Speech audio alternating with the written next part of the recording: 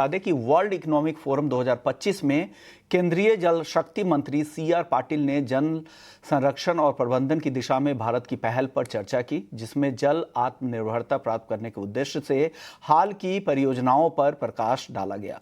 केंद्रीय जल शक्ति मंत्री सीआर पाटिल और टाइम्स नेटवर्क के मैनेजिंग एडिटर मिहिर भट्ट के बीच खास बातचीत हुई। देखिए। हम इस समय मौजूद हैं वर्ल्ड इकोनॉमिक फोरम में दावोस में। हमारे साथ एक बहुत ही खास मिनिस्टर हैं। हमारे साथ भारत के जल शक्ति मिनिस्टर श्री सीआर पाटिल मौजूद हैं। उनसे बात करते हैं। पाटिल सर, बहुत बहुत स्वागत है आपका टाइम्स नेटवर्क में। ये पहली विजिट है किसी भी जल शक्ति मिनिस्टर की भारत की तरफ से वर्ल्ड इकोनॉमिक फोरम में। ये दर्शाता है कि भारत जल संसाधन को लेकर कितना गंभीर है, कितना सीरियस है। आज पहला दिन कैसा आपका रहा है अब तक? दावोस में आने का पहला दिन था, मगर जो आपने जो बात कही कि भारत कितना गंभीर है, हमारे माननीय प्रधानमंत्री श्री नरेंद्र मोदी जी इसके लिए बहुत ही गंभीर है और इसीलिए उन्होंने पहली बार जल शक्ति मंत्रालय को भी यहाँ पर इन्वॉल्व करने की कोशिश की है।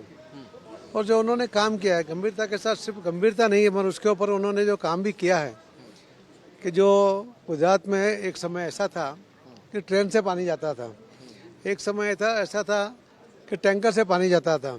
उनके समय में जो बंद हुआ, अभी एक भी टैंकर या एक भी ट्रेन से गुजरात में पानी नहीं जाता है।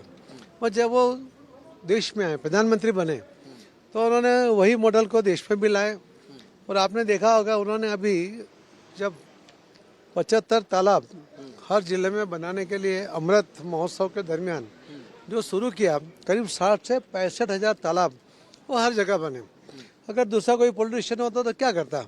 वो कहता पुराने तालाब थे, लोगों ने उसके ऊपर कंस्ट्रक्शन कर दिया, अब हम क्या करें। और उन्होंने उसकी कोई बात नहीं कही, कोई कंप्लेन नहीं की।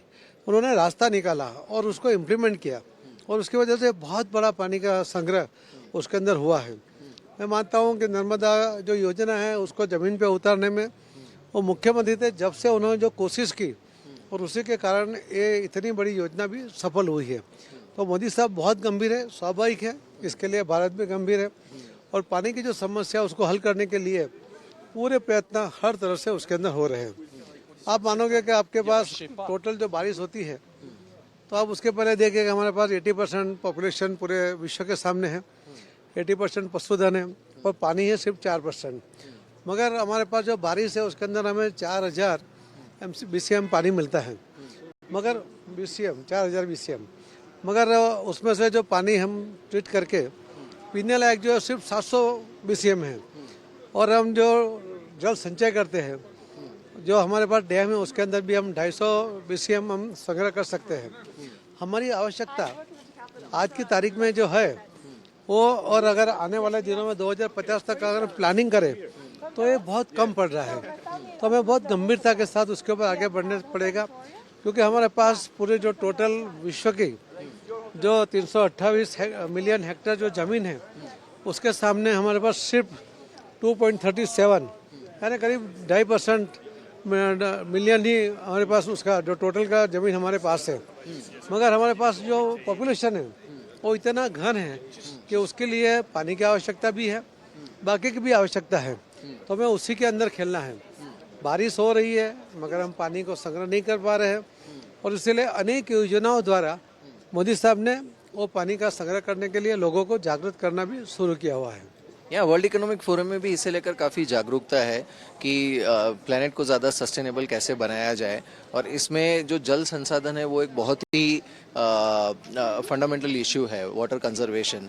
तो आपकी मिनिस्ट्री इस दिशा में क्या क्या प्रयास कर रही है? एक बहुत बड़ा जो एम्बिशियस प्रोजेक्ट रिवर लिंकिंग का है वो है, फिर हर घर जल जो मिशन है वो भी काफ़ी एम्बिशियस है। तो ये जो सारे गोल्स हैं ये कब तक आपका मंत्रालय मीट कर लेगा? देखिए, जो रिवर लिंकिंग की जो बात थी वो पहली बार प्रधानमंत्री जी ने उसको ज़मीन पे उतारा है। केन बेतवा का प्रोजेक्ट उन्होंने यूपी और मध्य प्रदेश का, उसके अंदर जो टोटल जो पानी मिलने वाला है करीब 10,62,000 हेक्टेयर ज़मीन को वो पानी मिलेगा और 62 लाख लोगों को पीने का पानी मिलेगा। तो एक बहुत बड़ी मात्रा में वहाँ पानी मिल रहा है।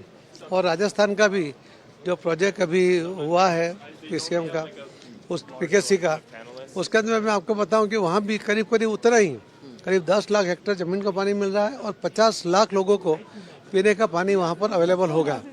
तो एक बहुत बड़ा काम वहाँ पर भी उसके अंदर भी हुआ। और सिर्फ रिवर लिंकिंग की बात करके छोड़ा नहीं है, उन्होंने जो एक 2021 मार्च में कहा था कि जल संचय करना चाहिए, कैच द रेन, ये उन्होंने कहा था। और उसी को आगे बढ़ते हुए जब सूरत में 6 सितंबर को कहा कि जल संचय जन भागीदारी के साथ जन आंदोलन में परिवर्तित होना चाहिए। और एक हमारा ऐसे प्रधानमंत्री है, जब वो कुछ कहते हैं तो पूरे देश के लोग उसके साथ जुड़ जाते हैं।